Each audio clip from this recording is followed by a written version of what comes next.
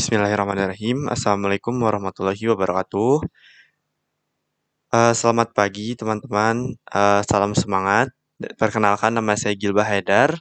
Saya dari Universitas Pendidikan Indonesia, jurusan Sains Informasi Geografi. Di sini saya akan menjelaskan atau sharing. Kita akan melakukan bersama teknik efektif dalam pembuatan peta. Di sini teknik efektif yang saya gunakan adalah teknik model builder. Nah, model builder yang kita lakukan ini sebenarnya ada banyak di beberapa software lainnya seperti di ArcMap atau ArcGIS. Tapi yang kita lakukan di sini adalah di software QGIS gitu, software yang open source dan mungkin mayoritas dari teman-teman semua udah pada tahu. Nah, biasanya kita dalam memproses data diperlukan banyak langkah-langkah gitu, apalagi kalau misalnya semakin kompleks gitu data yang kita gunakan, semakin susah peta yang kita buat, semakin banyak data yang kita gunakan, maka langkah-langkahnya juga akan semakin banyak gitu. Dan ini saling terhubung dari input ke output.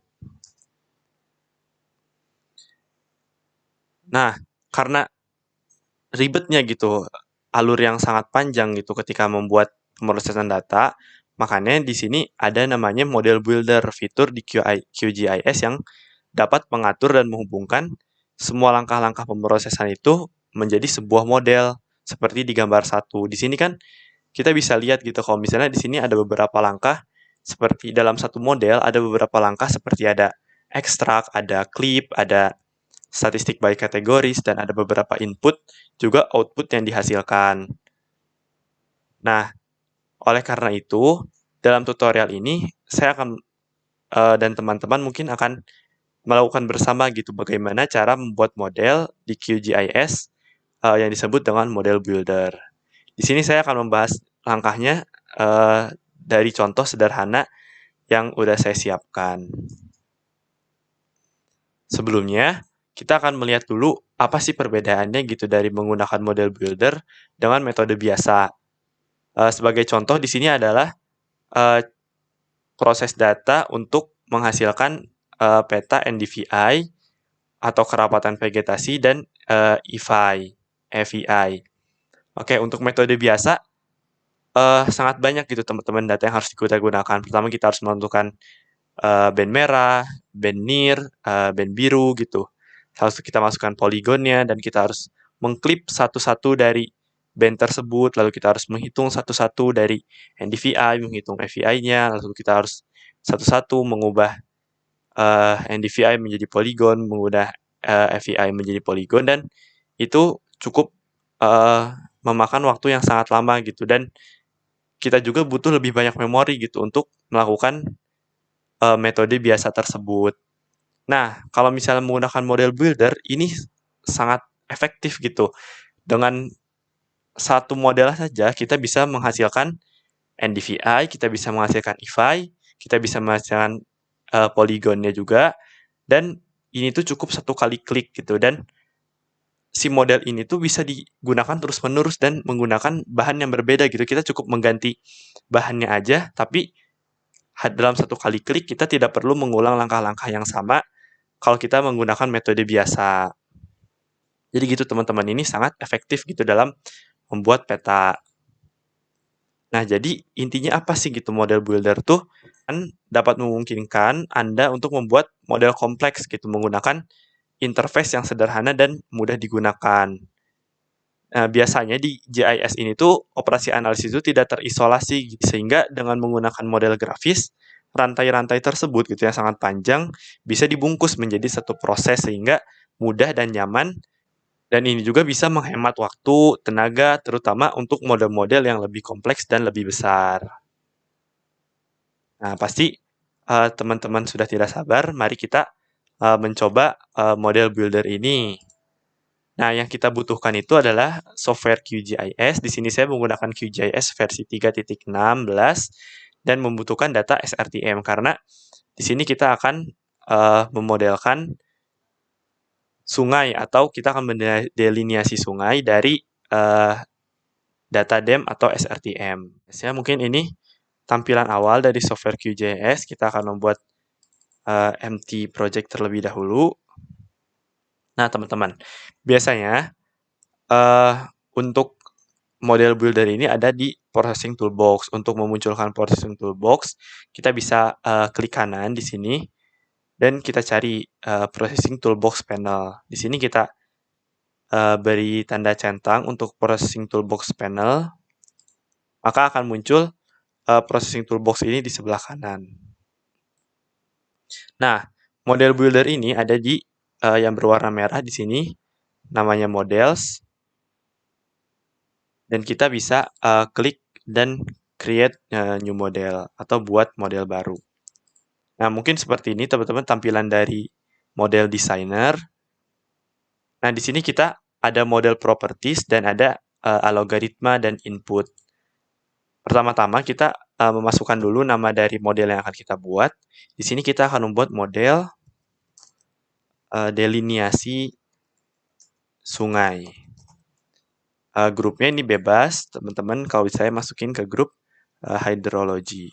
Pertama-tama teman-teman, kan kita dalam membuat deliniasi sungai, kita harus menggunakan data DEM gitu. Di sini ada input dan algoritma. Kalau input itu adalah data yang kita masukkan gitu, data yang harus kita masukkan, dan algoritma tuh ya algoritma gitu, tools atau alat yang kita gunakan. Nah, di sini karena kita menggunakan data DEM, maka kita menggunakan raster layer. Namun dalam praktikum kali ini saya menggunakan beberapa DEM sehingga saya menggunakan multiple input sebagai inputnya di sini.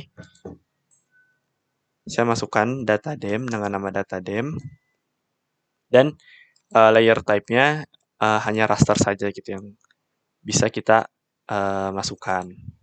Maka akan muncul di sini berwarna kuning, artinya ini merupakan input. Selanjutnya, kan data DEM yang saya miliki itu 2 gitu teman-teman, sehingga kita harus menyatukan kedua data DEM itu.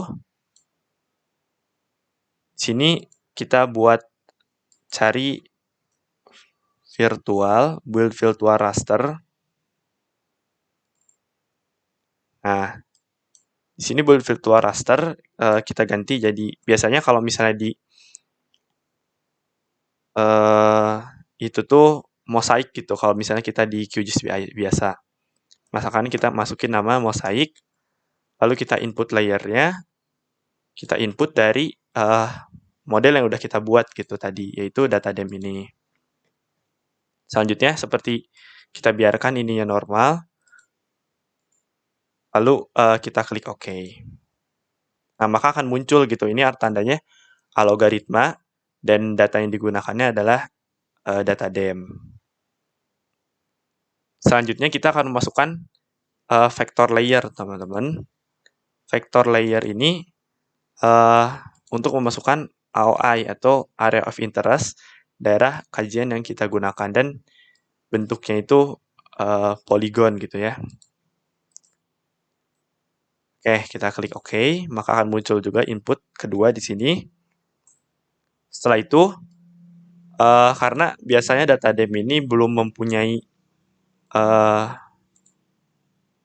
geometri gitu, nilai geometri atau koordinat sistem, sehingga kita harus mereproject gitu. Kalau di nama software lain dari project, tapi kalau di sini kita bisa cari warp atau reproject untuk memberi koordinat pada rasternya.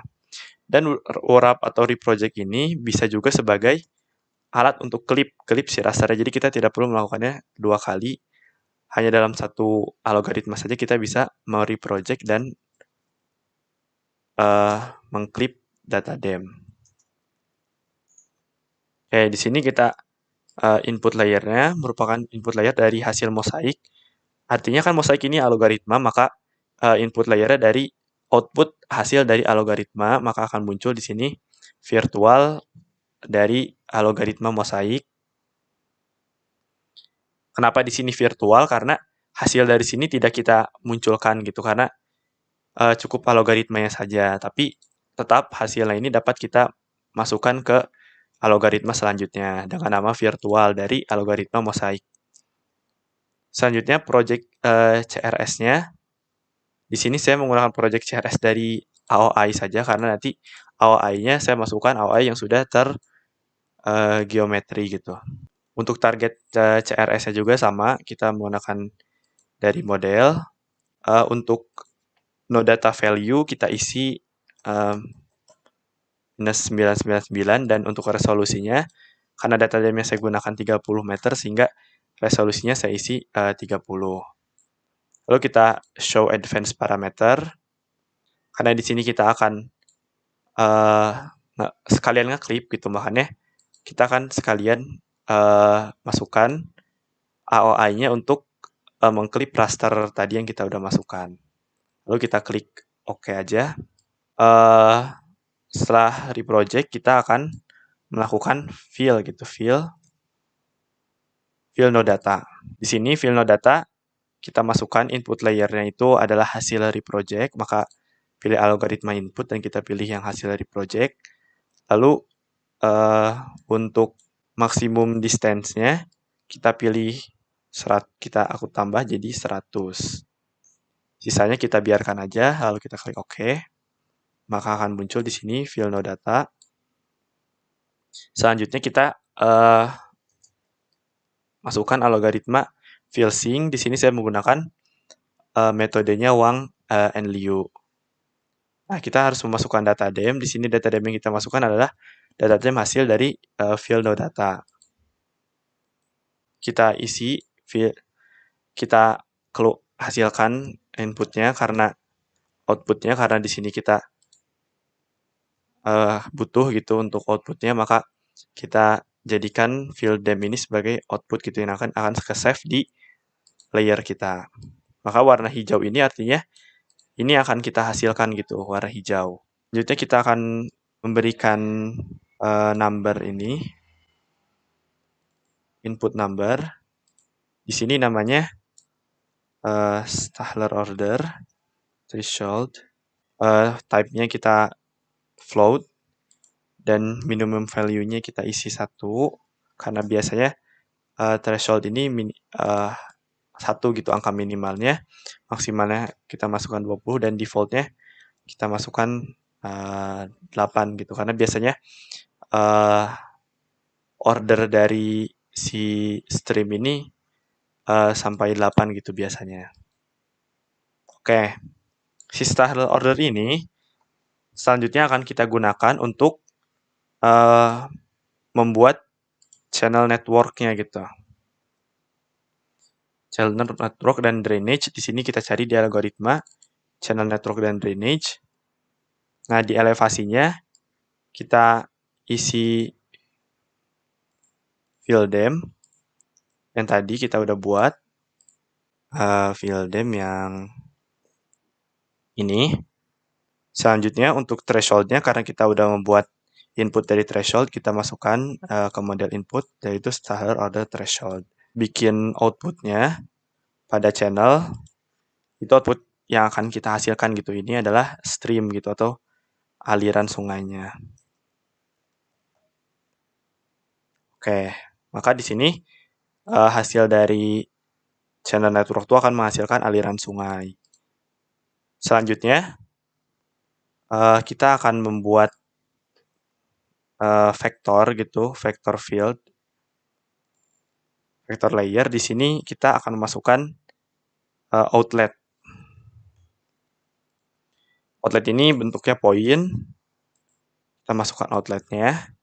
Selanjutnya, input number, tolerance. Di sini bentuknya float, dan kita isi tolerance-nya minimal 30, maksimumnya kita isi 5000, dan default-nya kita isi 100. Oke. Selanjutnya baru kita yang tadi snap geometry to layer. Biasanya di beberapa software lain ini namanya snap PowerPoint. Input layer yang kita gunakan yaitu outletnya, model input di sini outlet. Sebagai reference layernya itu si channel network ini. Nah, ini channel dari si hasil ini. Lalu tolerance-nya kita isi yang model input lagi yang udah kita buat tolerance. Selanjutnya kita klik OK aja. Dan dari sini mungkin sudah selesai gitu untuk pembuatan model dari deliniasi sungai. Kita bisa langsung run model untuk melakukan deliniasi sungai, tapi kita save dulu aja modelnya. Ini namanya model deliniasi sungai. Oke. Selanjutnya kita bisa kembali ke interface QG seperti biasa, dan kita bisa open existing model, dan kita juga bisa masukkan model ke toolbox. Namun di sini kita langsung saja open existing model yang sudah kita save, yaitu yang ini, model deliniasi sungai. Kita buka, dan ini bisa langsung kita run gitu. Nah, jadi di sini kan diminta seperti input yang kita udah masukkan, diminta AOI, diminta data dem, dan diminta outlet gitu. Maka dari itu kita harus memasukkan datanya terlebih dahulu. Oke, karena sudah ada rasternya, di sini adalah daerah Karawang atau Purwakarta. Di sini saya akan membuat scratch layer, yaitu AOI dengan geometry type polygon. Di sini saya akan masukkannya koordinatnya WGS48S, lalu oke. Lalu di sini kan kita akan membuat daerah kajian kita. Di sini saya akan membuatnya sungai-sungai yang ada di sini. Kenapa kita menggunakan OSM? Karena dengan OSM ini kita dapat melihat gitu sih sungai-sungai yang ada di daerah kajian kita, sehingga kita dapat dengan mudah membuat area of interest-nya. Setelah beres, kita save, lalu kita bikin scratch baru dengan outlet gitu, sesuai dengan yang kita butuhkan tadi. Di sini adalah poin bentuknya, dan saya akan masukkan 48S juga. Oke. Kita akan membuat outletnya di sini, yaitu Kali Cipamingkis. Sini kita akan membuat outletnya satu titik saja. Setelah itu kita save dan oke. Setelah kita buat tadi si outlet dan AOI-nya, dan damage juga sudah kita masukkan, kita masuk ke model designer lagi. Kita buka model yang tadi. Nah, dan di sini mungkin ada beberapa yang harus kita ubah karena tadi ada kesalahan. Untuk source CRS-nya ini kita ubah menjadi value aja, kita nggak usah isi untuk source CRS-nya. Oke. Dan untuk style or threshold kita ubah menjadi integer gitu, karena tadi masih float, maka kita ubah menjadi integer. Baru kita bisa run untuk model designer ini. Nah, di sini kita masukin aja teman-teman outletnya, dan style order threshold-nya kita masukkan juga 6, dan AOI juga. Lalu kita bisa langsung run aja gitu. Data dem-nya lupa dimasukkan. Kita masukkan juga data dem-nya. Oke, lalu kita run.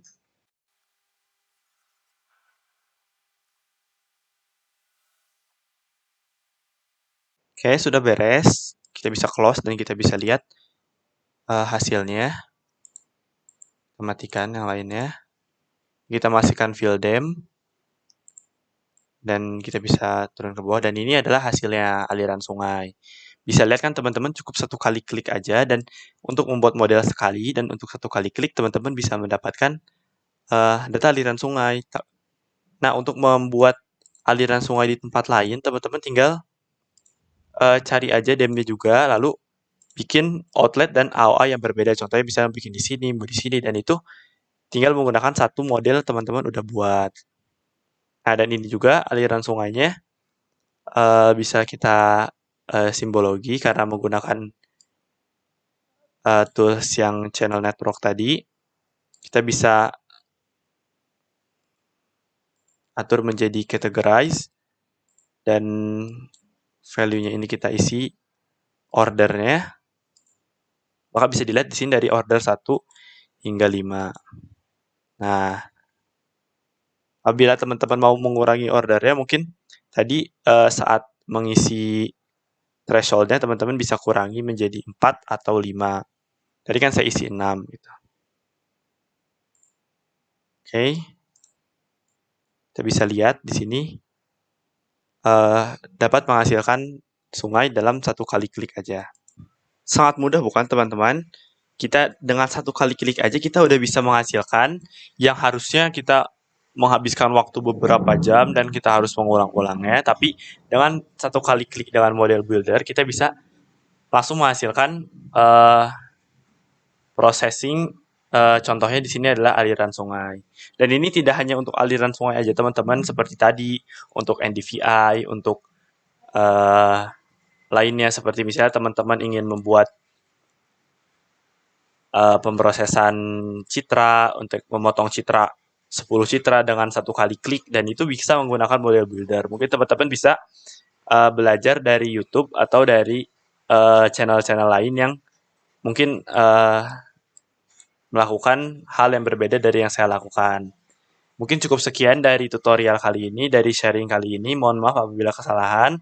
Apabila ada yang keliru, teman-teman boleh share pengalamannya di bawah. Dan apabila ada pertanyaan juga, teman-teman bisa input pertanyaannya di kolom komen di bawah. Terima kasih. Wassalamualaikum warahmatullahi wabarakatuh.